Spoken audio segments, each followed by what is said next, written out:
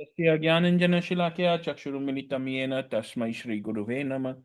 नमो ॐ विष्णुपदाय कृष्णपृष्ठाय भूतले श्रीमते मधुसूदनाय बापूजी इति नामिने नमस्ते मधुसूदनाय भक्तिपादप्रियाय ते दुर्लभ कृष्ण भक्ति अति सर्वकारिणी। Hare Krishna. Today we are reading from 3.43 of the Bhagavad Gita. So chapter 3, text number 43.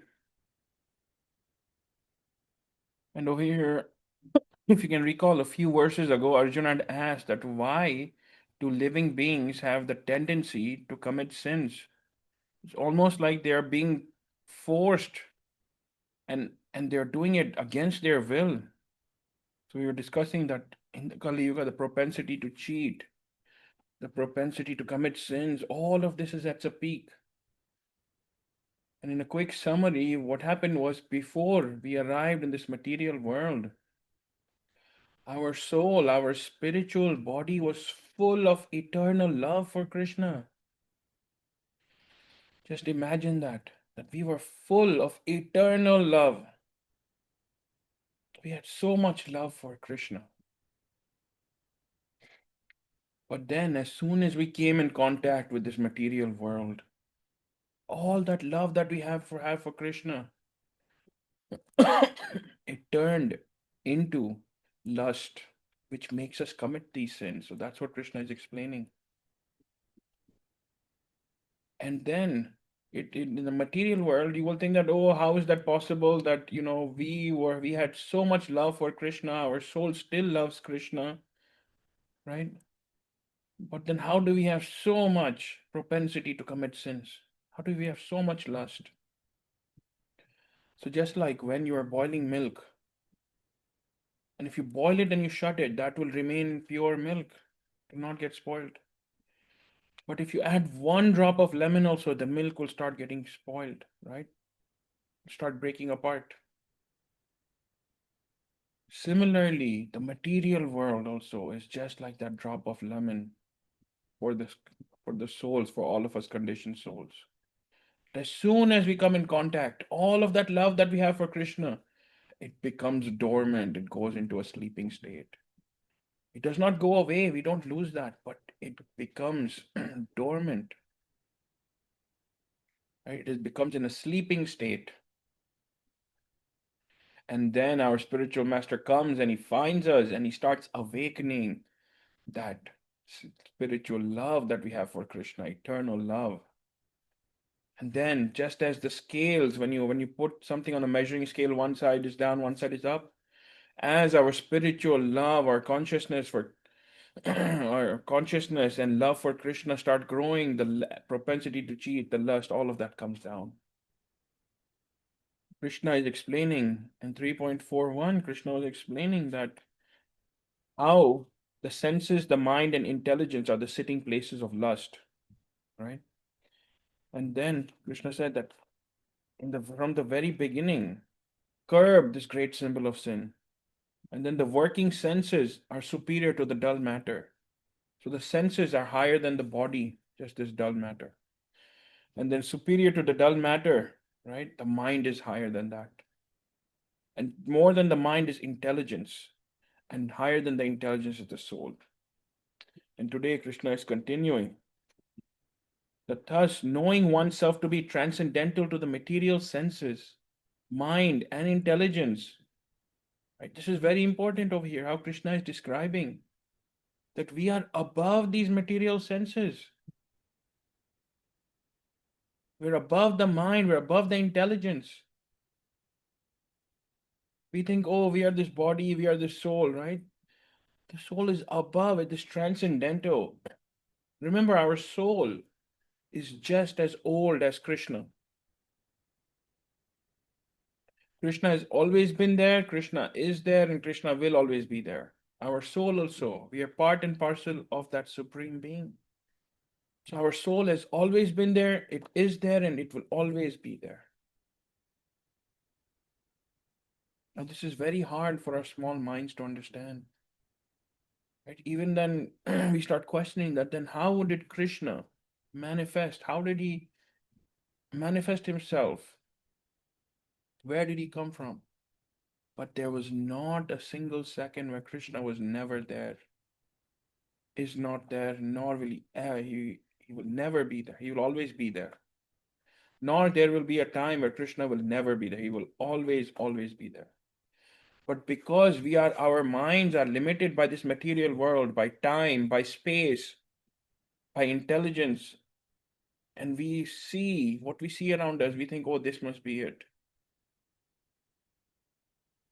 Right? But that is not the case. In the spiritual world, it's completely different.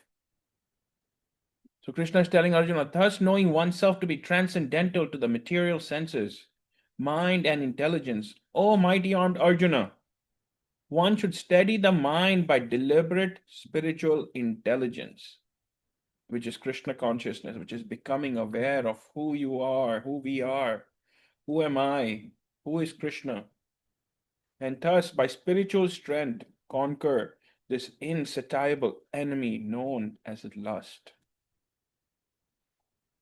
Krishna over here is giving us the prescription, just as when we go to a doctor after telling us the problem, that your blood reports are showing this is what this means. This is what will happen if you do not do anything. This is how you can get rid of this disease or change or get your parameters to become better. So they give you a prescription. And what is that prescription that Krishna is prescribing over here? He is saying that the mind, steady the mind by deliberate spiritual intelligence. Now, this spiritual intelligence, right, also does not come very easily to everyone. Because to receive the spiritual intelligence, we are dependent on the mercy of Krishna, of Radharani, of Chaitanya Mahaprabhu, Nityanand Prabhu, and our spiritual master. There is so much mercy one should receive in order to start gaining this spiritual intelligence. You will see many people in India also, they hear about Krishna, they know about Krishna, but they do not understand that Krishna is the supreme personality of Godhead. They think Krishna is also another demigod. In fact, our Shastras also teach that, the Shastras actually explain that when Krishna manifested, he was the eighth avatar of Vishnu. But what happens is when anybody wants to manifest in this world, even Krishna himself, there's a process that one has to follow. And Krishna does not break that tradition. So actually, Vishnu is the expansion of Krishna. And then from that Vishnu, then you will say, again, Krishna is coming. Yes. So even when we were young or even the children, when they go to any even religious school, right, they don't teach them about the spiritual science about Krishna. Because in order to receive, even for our mind, to be able to accept the spiritual intelligence, a lot of times we hear things and then we either tend not to understand it or we don't want to understand it. Because to understand the spiritual intelligence, actually all of our bad karmas have to almost be very little or diminishing until one's sins are not, or karma are not exhausted. They do not learn about Krishna. Or even if they learn, their intelligence is not able to process that. So all of us should be considering ourselves very lucky that Krishna, Radharani, Chaitanya Mahaprabhu, Nityanand Prabhu, and our spiritual master have all showered their mercy that today we are learning about Krishna and accepting that yes, Krishna is the supreme personality of Godhead without even one small question mark or confusion in our head. And when we build that spiritual intelligence, what do? We surrender to the spiritual master, we serve him, and then we inquire from him about what should we be doing so that we never have to take birth again and we go back to Godhead. And then our spiritual master prescribes us the chanting. And when we chant and we start reading the scriptures and we start trying to understand the scriptures, we listen to the words emanating from our spiritual master's lotus mouth, and we process that and we build that spiritual intelligence with the chanting, with the seva, with the harikatha. Our spiritual strength grows internally immensely that we will not even recognize it. But remember, this takes a very long time. Bapuji in his katha also describes this as his andar ki dunya, has his inside world.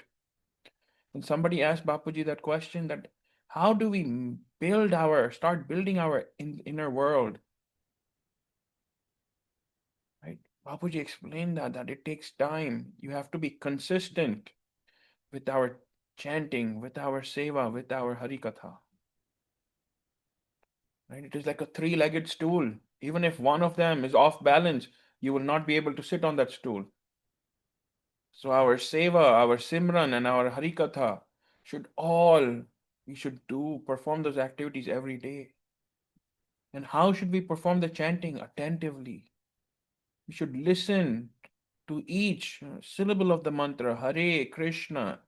As we are saying it, imagine like the word is going straight into your ear, and from the ear it is going into your heart. We have to be attentive while chanting. It is not that, oh, I'm watching TV, I'm chanting, and I finish my 16 rounds. I'm looking at the phone, I'm chanting, and I finish my 16 rounds. That will not help in building that spiritual strength. And then you will ask, what will happen if I build that spiritual strength?